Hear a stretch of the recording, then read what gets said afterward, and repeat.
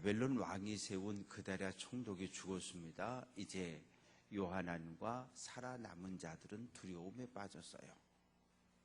큰일 났다. 바벨론 왕이 세운 총독을 죽였고 바벨론 군인들을 죽였으니 이거 분명히 바벨론 왕이 화가 나서 다시 예루살렘을 공격할 거다. 예, 그렇게 됐어요. 주전 586년에 예루살렘이 멸망당했고, 그리고 시드기야 왕이 두 눈이 뽑힌 채로 포로로 끌려갔고, 그리고 그다랴 총독이 세워지고 2년 지났을 때에 그다랴 총독이 암살을 당합니다.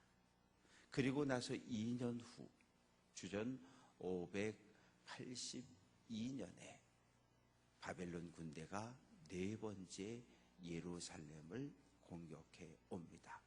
오늘 말씀은 그다랴 총독은 죽었고 바벨론 군대가 네 번째 침략하기 그 사이에 일어났던 일들에 대해서 기록을 하고 있는데, 요하난이라고 하는 군대 지도자, 사령관이든 사단장이든, 그리고 또 여러 장군들, 그리고 백성들 가운데 지도력이 있는 사람들, 그리고 일반 백성들이 모두 한 마음이 되어서 예레미야 앞에 나옵니다. 그리고 요청을 하는 거예요. 2절에서 우리의 탄원, 우리의 이야기를 좀 듣고 우리의 이야기를 하나님께 기도해 달라는 거예요. 우리가 지금 어떻게 해야 할지를 3절 말씀 보면 우리가 마땅히 갈 길, 할 일을 보이시기를 원합니다. 우리가 지금 어떻게 해야 될지를 모르겠다는 거예요. 이 땅에 그냥 남아 있어야 할지, 애굽으로 도망가야 할지, 지금 여기 그대로 있다가는 그다랴 총독을 죽이고 바벨론 군대를 살해한 모든 그 죄값을 우리가 다 뒤집어 쓰게 되는데, 여기 이대로 있어야 할지 도망치는 것이 옳을지 도저히 모르겠으니 하나님께 기도하고 하나님이 응답을 해주시면 우리에게 와서 그대로 전해달라는 거예요. 그대로 전해주면 우리가 순종하겠다고 이야기합니다. 그래서 5절 말씀 보면 우리가 당신의 하나님 여호와께서 당신을 보내사 우리에게 이르는 모든 말씀대로 행하겠다는 거예요. 그런데 좀 더 구체적으로 6절, 하나님의 목소리가 우리에게 좋든지 지금 이미 애굽으로 가려고 마음을 먹었어요. 애굽으로 가라, 이런 음성이 들려지면 좋은 거고, 하나님의 음성이 우리 생각과 안 좋든지, 우리 마음이 안 좋든지, 그 말은 뭐냐 하면 애굽으로 가지 말고 유다 땅에 그냥 살아라, 이런 음성이 들려지든지, 6절 끝부분에 중간에 보면 순종하려 함이라.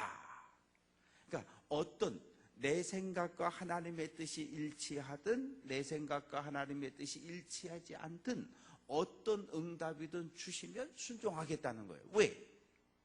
6절 끝부분에 보면 여호와의 목소리를 순종하면 우리에게 복이 있다, 알고 있는 거죠. 그러니까 하나님의 말씀에 순종해야 하고 순종할 때 복을 받는다는 사실도 알아요. 그래서 예레미야가 가서 기도합니다.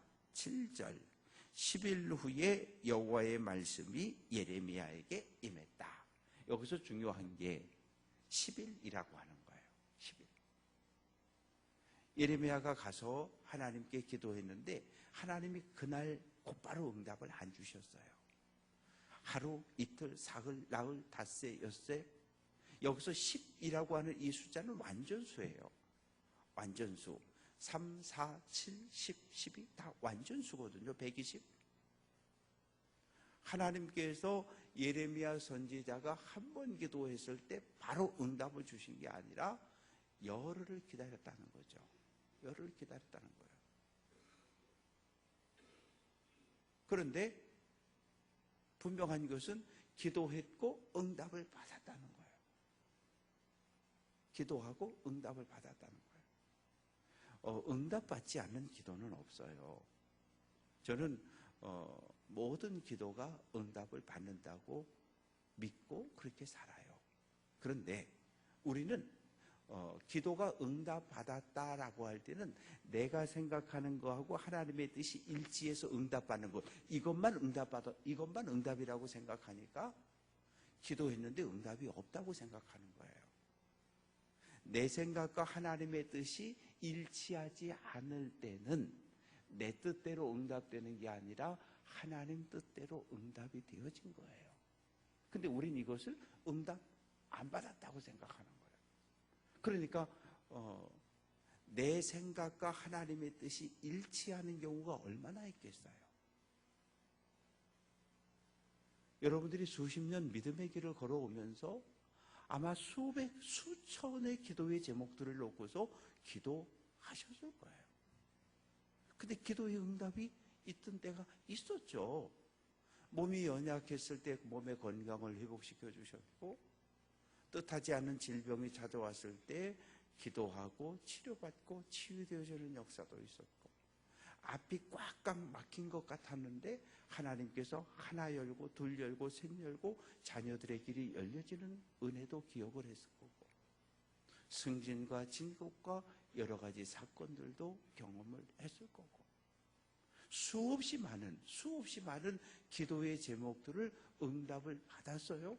그런데 내 뜻과 하나님의 뜻이 일치한 것만 응답받았다고 생각하기 때문에, 그러나 내 뜻과 하나님의 뜻이 일치하는 경우보다 내 뜻과 하나님의 뜻이 다른 경우가 훨씬 많아요.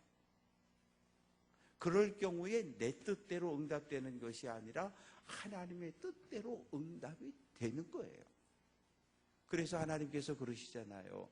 너희 생각과 내 생각은 다르다.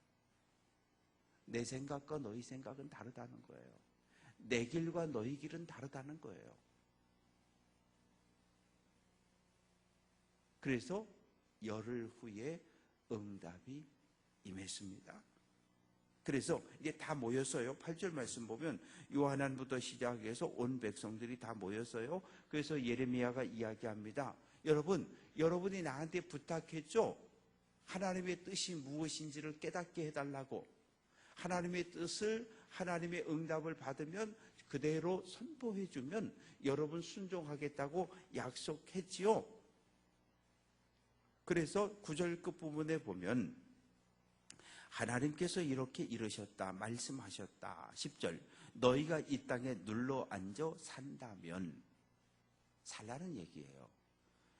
유다를 떠나지 말고 유다 땅에 살라는 거예요. 그러면 내가 너희를 보호하고 지켜주겠다는 거예요. 구체적으로 11절, 너희는 너희가 두려워하는 바벨론 왕을 겁내지 말아라. 왜? 지금 바벨론 군대가 쳐들어올 것을 염려해서 두려워 떠는 거잖아요. 그래서 애굽으로 도망치려고 하는 거잖아요.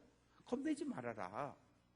내가 너희를 불쌍히 여기는 것처럼 바벨론 왕도 너희를 불쌍히 여기는 마음을 내가 그에게 줄 것이고, 11절 말씀 중간에 보면 내가 너희와 함께 있고 너희를 구원하고 너희를 바벨론 왕의 손에서 구원하리니 건질 테니까 너희들 아무 걱정하지 말아라. 아무 걱정하지 말아라. 13절, 그러나 만일 너희가 하나님 여호와의 말씀에 복종하지 아니하고 말하기를 우리가 이 땅에 살지 않겠다, 애굽으로 가겠다, 이렇게 마음을 먹고 결정을 하면, 애굽은 어떤 땅입니까? 강대국이잖아요. 바벨론이 쉽게 쳐들어올 수 없는 땅이잖아요. 전쟁도 없고 나팔 소리도 들리지 않고 나일강이 있어서 늘 양식이 풍족한 1년에 3모작 4모작이 가능한 풍부한 땅, 그곳에 내려가서 살겠다 하면 14절 끝부분에 잘못되리라. 하나님의 뜻이 아니라는 거예요. 그래서 15절 말씀에 보면 끝부분에 너희가 만일 애굽에 들어가서 거기에 살기로 고집하면, 너희가 끝내 하나님 말씀에 순종하지 않고 너희 고집을 부려서 애굽으로 내려가서 거기 살겠다고 하면, 너희가 지금 걱정하는 칼과 기근과 전염병이 너희를 쫓아서 애굽까지 가서 너희를 심판하겠다는 거예요. 그래서 16절, 너희는 애굽에서 죽을 것이다. 하나님의 뜻은 유다 땅에 사는 건데 자기 생각을 따라서 애굽으로 도망가면 하나님이 어떻게 한다고요? 하나님께서 칼과 기근과 전염병을 보내서 반드시 죽이겠다고 선언을 하십니다. 그러면서 16, 19절 말씀, 유다의 남은 자들아, 여호와께서 너희를 두고 하신 말씀에 너희는 애굽으로 가지 말라 하셨다. 하나님이 나한테 애굽으로 가면 안 돼라고 말씀하셨고, 나는 지금 너희에게 가지 말라고 분명하게 경고했다. 너희가 나한테 중보기도를 요청해서 나는 기도했고 응답을 받았고 응답받은 건 너희에게 그대로 전했다. 그런데 요하난과 백성들은 이미 마음속에 결정을 해버렸어요. 애굽으로 가자. 애굽으로 가자. 중보기도를 요청을 해요. 목사님, 지금 이러이러한 일이 있는데 어떻게 하면 좋을지 잘 모르겠어요. 기도해 주세요. 예, 권사님 기도할게요. 그런데 이미 그 권사님은 대부분 이미 마음속에 결정 다 확정했어요. 목사님이 그냥 긍정을 해주면 좋은 거고, 안 돼, 권사님 그거 안 되겠는데 마음이 편하지가 않아요. 뭐 그럴지라도 그냥 이미 가는 걸로 결정해버렸어요. 그러고 와서 그냥 요청을 한 거예요. 뭐 있는 것처럼, 마치 믿음이 있는 것처럼, 하나님을 신뢰하는 사람인 것처럼. 아니요. 요한과 백성들의 문제는 하나님의 뜻보다 사람의 생각을 앞세우는 데 있어요. 회개는 무엇입니까?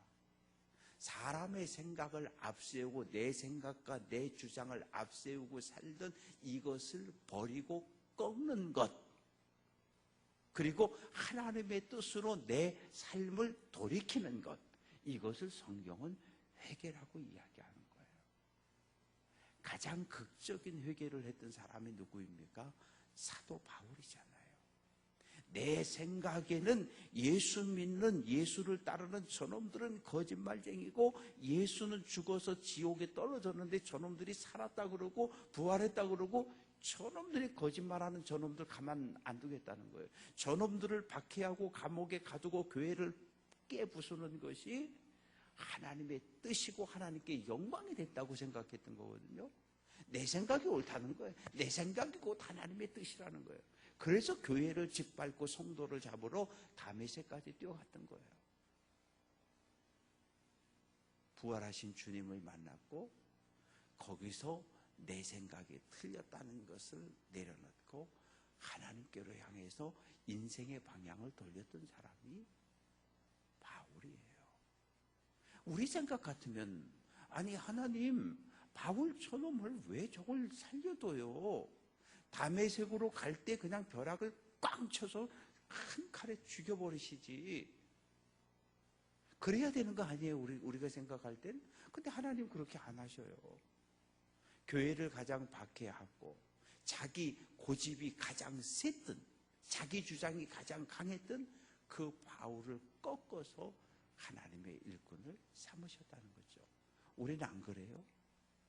하나님의 뜻 뻔히 다 알아요. 모르는 사람 다 뻔히 알아요.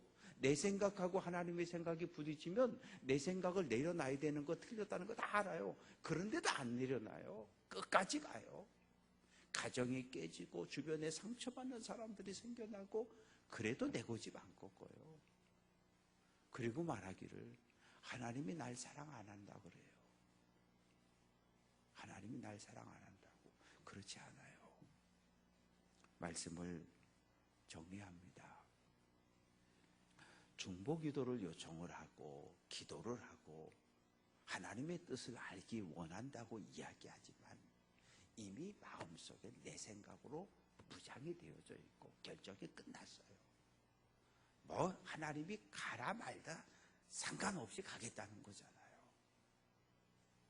그것이 인간의 완악함입니다. 믿음의 길을 걸어가는 우리들의 옛 모습이기도 해요.